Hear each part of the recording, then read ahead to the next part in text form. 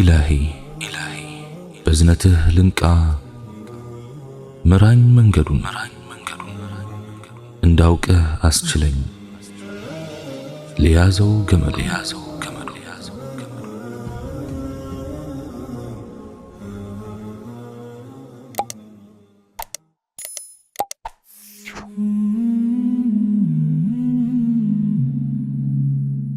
بسم الله. اللهم لك الحمد كما ينبغي لجلال وجهك وعظيم سلطانك، والصلاة والسلام على حبيبنا رسول الله وعلى آله وصحبه ومواله. رب اشرح لي صدري ويسر لي أمري واحلل عقدة من لساني يفقه قولي. السلام عليكم ورحمة الله وبركاته. الله سبحانه وتعالى يكربيتون هيوت ويم دنيا በቁርአን ውስጥ ከገለጸባቸው አንቀጾች የሚከተሉት ይገኙበታል። አዑዙ ቢላሂ ሚነ ሸይጣን ረጂም اعلموا أنما الحياة الدنيا لعب ولهو وزينة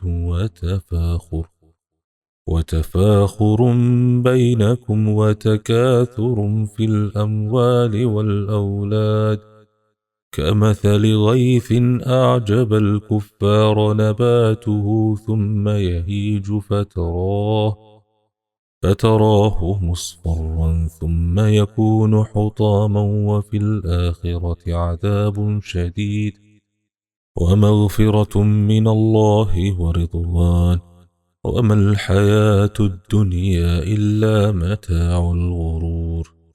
كربيتو هيوت جواتانا زازاتا ማጌጫም በመካከላቸውም መፎካከሪያ በገንዘቦችና በልጆችም ብዛት መበላለጫ ብቻ መሆኗን እወቁ።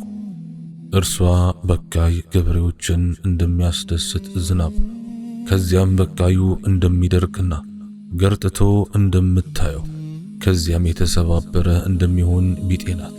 በመጨረሻይቱም ዓለም ብርቱ ቅጣት ከአላህም ምህረትና ውዴታ አለ። የቅርቢቱም ህይወት የመታለያ ጥቅም እንጂ ሌላ አይደለችም። ሱረቱል ሐዲድ አንቀጽ 20። አላህ በዚህ አንቀጽ ላይ የተጠቀመው ማመሳሰል ገበሬዎችን የሚያስደስተው ዝናብ ፍሬ ሳያፈራ ነው ደርቆ ይገረጣል እያለ ያለው። በምሳሌው ላይ ገበሬው ዝናብ በማግኘቱ ደስታውን አጣጥሞ ሳይጨርስ የበቀለው ሳያፈራ በቃዩ እንደሚደርቅ ተመስሏል። አንድ ገበሬ የለፋበት ሰብሉ በቅጽበት ደርቆ ሲመለከት ከሚሰማው ስሜት ጋር ሙሉ የእኛን ህይወት አነጻጸራት። ጨዋታ፣ ዛዛታ፣ ማጌጫ፣ መፎካከሪያ፣ መበላለጫ መጠንን ሲያልፉ የመኖር ዓላማንና ትርጉሙን ይጎዳሉ። የሰው ልጅ የመኖር ትርጉሙ እንዲኖር የፈቀደለትን አካል ማወቅ ማውሳቱስ አይደለነ? በሁለት ቀጭን ክር ላይ ለምትሽከረከር ዓለም ስንቱ እየታተረ ሳይሰታትር ድንገት የተራ ጥሪው ደረሰው። ሆኖም የዱንያ ቀሪ የማይደበዝዝ ውበቷ እንዳለመኖር መግዘፍ እንደ መኖር ማነስም ላይ ይመስላል። የዱንያን ከንቱነት አስመልክቶ የተወረዱ የቁርአን አንቀጾች በርካታ ናቸው። አያሌ የቁርአን አንቀጾችም ዱንያን በማጣጣል ሰዎች በሷ እንዳይታለሉና ወደ መጨረሻው ዓለም ፊታቸውን እንዲያዞሩ ይገስጻሉ። በግልጽ የሚታወቁ ናቸውና እነርሱን በማስረጃነት መጥቀሱ እምበዛም አስፈላጊ አይደለም። ባይሆን በዚሁ ዙሪያ የተቀሰሙ ነቢያዊ መልእክቶችን እናያለን። በአንድ ወቅት የአላህ መልእክተኛ ሰለዋቱ ረቢ ወሰላሙሁ ዐለይህ በሞተች ፍየል አጠገብ አለፉ። ይህች ፍየል ባለቤቶቿ ዘንድ የማትፈለግ መሆኗን አያችሁን አሉ። እነርሱም የማትፈለግ በመሆኗ እኮ ነው የጣሏት አሏቸው። እርሳቸውም ነፍሴ በእጁ በሆነችው እምላለሁ ይህች ዱንያ አላህ ዘንድ ይህች ፍየል ባለቤቶቿ ዘንድ ካላት ዋጋ ያነሰች ናት። ዱንያ አላህ ዘንድ የትንኝ ክንፍ ያህል ዋጋ ቢኖራት ኖሮ ካፊር ከሷ የጉንጭ ያህል ውሃ ባልጠጣ ነበር አሉ። እንዲሁም ነቢዩ ዓለይሂ ሰላቱ ወሰላም ዱንያ ለሙእሚን እስር ቤት፣ በአላህ ለካዱ ሰዎች ወይም ለካፊሮች ደግሞ ጀነት ናት ብለዋል። ሙስሊም ዘግበውታል። በሌላም ሐዲታቸው የአላህ መልእክተኛ ዓለይሂ ሰላቱ ወሰላም ዱንያ የተረገመች ናት፣ በውስጧ ያለውም ሁሉ የተረገመ ነው፣ ከሷ ውስጥ የአላህ የሆነው ብቻ ሲቀር ብለዋል። ትርሚዚ ዘግበውታል። እንዲህም ብለዋል፣ ዱንያ ጣፋጭና አረንጓዴ ናት፣ አላህ በውስጧ ያኖራችሁና እንዴት እንደምትሰሩ ያያችኋል። ሙስሊም ዘግበውታል። እንዲህም ብለዋል፣ በዱንያ ውስጥ መፎካከር አጠፋችሁ ካሉ በኋላ የሰው ልጅ ሀብቴ ሀብቴ ይላል። ከሀብት ላይ በልተህ ያወደምከው ወይም ለብሰህ የጨረስከው ወይም ደግሞ መጽውተህ ያስቀረኸው እንጂ ምን አለ አሉ። ሙስሊም ዘግበውታል። የአላህ መልእክተኛ ዓለይሂ ሰላቱ ወሰላም አባ ዑበይዳ ኢብኑል ጀራሕን ላኩትና ከባሕረይን አገር ሀብት ሰብስቦ ተመለሰ። አንሳሮች የአባ ዑበይዳን መምጣት ሰሙ። የሱብሒ ሰላትን ከአላህ መልእክተኛ ዓለይሂ ሰላቱ ወሰላም ጋር መስጊድ ሞልተው ሰገዱ። የአላህ መልእክተኛ ዓለይሂ ሰላቱ ወሰላም ሰግደው ሲያበቁ ወደ እነርሱ ዞሩ። እነርሱም ከበቧቸው። የአላህ መልእክተኛ ዓለይሂ ሰላቱ ወሰላም በዚህ ሁኔታ ባዩዋቸው ጊዜ ፈገግ አሉ።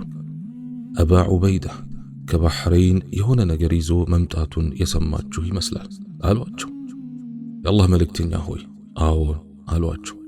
እርሳቸውም አብሽሩ፣ በሚያስደስታችሁ ነገር ተስፋ አድርጉ፣ በአላህ እምላለሁ ድህነትን አይደለም የምፈራላችሁ፣ ነገር ግን ዱንያ ከናንተ በፊት ለነበሩት ህዝቦች በሰፊው እንደተሰጠችው ሁሉ በእናንተም ላይ ሰፍታ እነርሱ እንደተሽቀዳደሙባት እንዳትሽቀዳደሙና እነርሱን እንዳጠፋች እንዳታጠፋችሁ ነው አሉ። ቡኻሪና ሙስሊም ዘግበውታል። የአላህ መልእክተኛ ዓለይሂ ሰላቱ ወሰላም አብዝቼ የምፈራላችሁ ነገር ከምድር በረከቶች የሚወጣላችሁን ነገር ነው አሉ። የምድር በረከቶች ምንድን ነው በማለት ጠየቋቸው። የዱንያ ብልጭልጭና ስህበት አሏቸው። ቡኻሪና ሙስሊም ዘግበውታል። አነስ ረዲየላሁ ዐንሁ እንዲህ ይላል፣ ዐድባ የተሰኘችው የአላህ መልእክተኛ ዓለይሂ ሰላቱ ወሰላም ግመል የማትቀደም ነበረች። አንድ ባላገር ግመሉን ይዞ መጥቶ ቀደማት። ሙስሊሞች ይህን ነገር ለመቀበል ጣናቸው። የአላህ መልእክተኛ ዓለይሂ ሰላቱ ወሰላም ከዱንያ አንድን ነገር በከፍታ ያላቀ ያንኑ ያላቀውን መልሶ ዝቅ ማድረጉ በአላህ ላይ ግድ ነው አሉ። ቡኻሪ ዘግበውታል።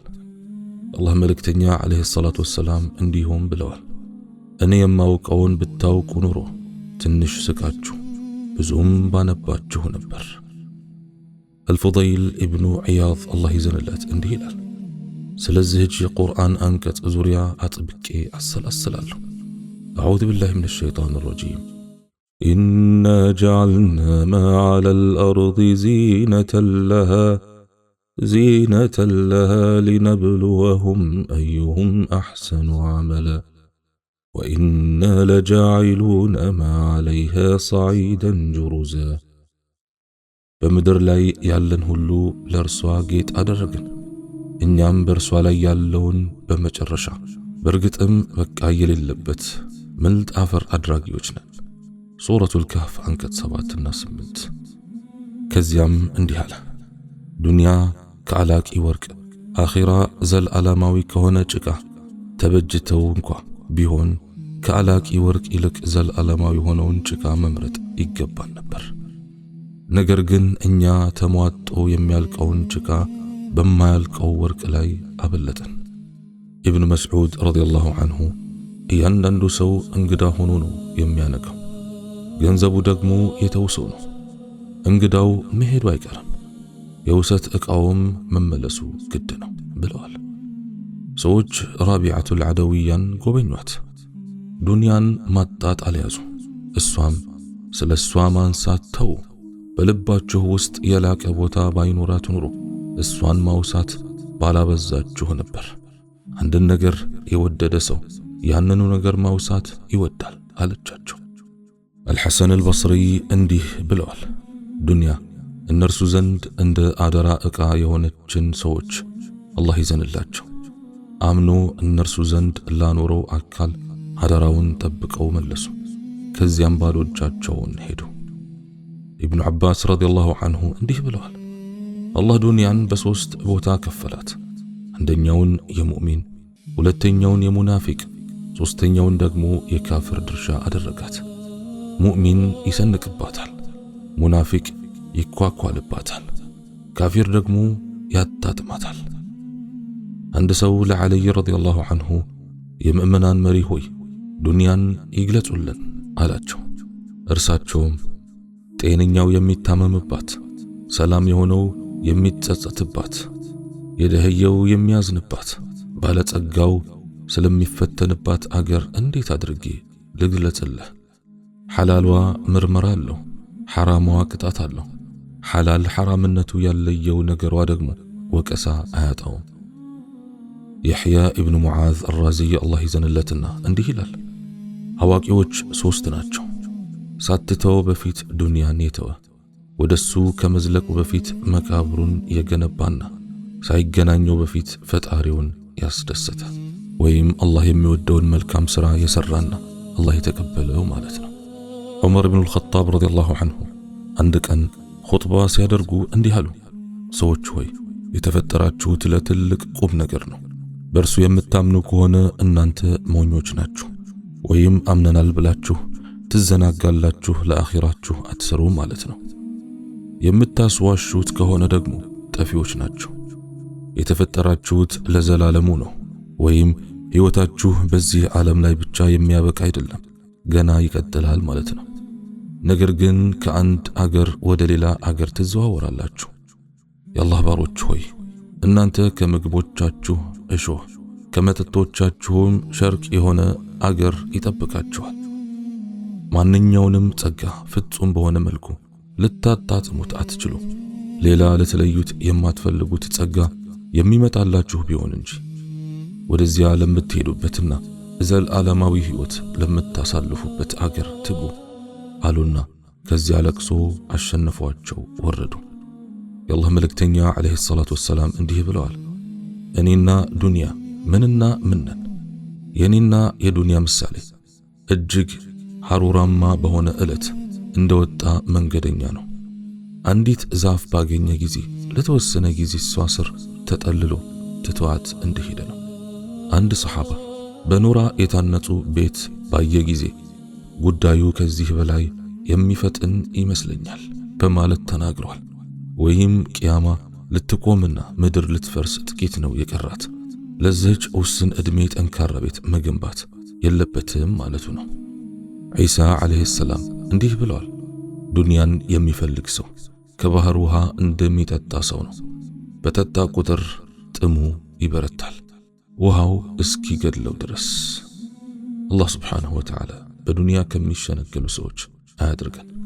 اللهم إنك عفو تحب العفو فاعف عنا. اللهم اغفر لي جميع ذنوبي فإنه لا يغفر الذنوب إلا أنت. اللهم قلت وقولك الحق ادعوني أستجب لكم. فها نحن يا الله ندعوك بالهداية والصبر والثبات والإخلاص. اللهم اغفر لي جميع ذنوبي فإنه لا يغفر الذنوب إلا أنت. اللهم آتنا في الدنيا حسنة وفي الآخرة حسنة وقنا عذاب النار. سبحانك اللهم وبحمدك أشهد أن لا إله إلا أنت أستغفرك وأتوب إليك. وآخر دعوانا أن الحمد لله رب العالمين والسلام عليكم ورحمة الله وبركاته.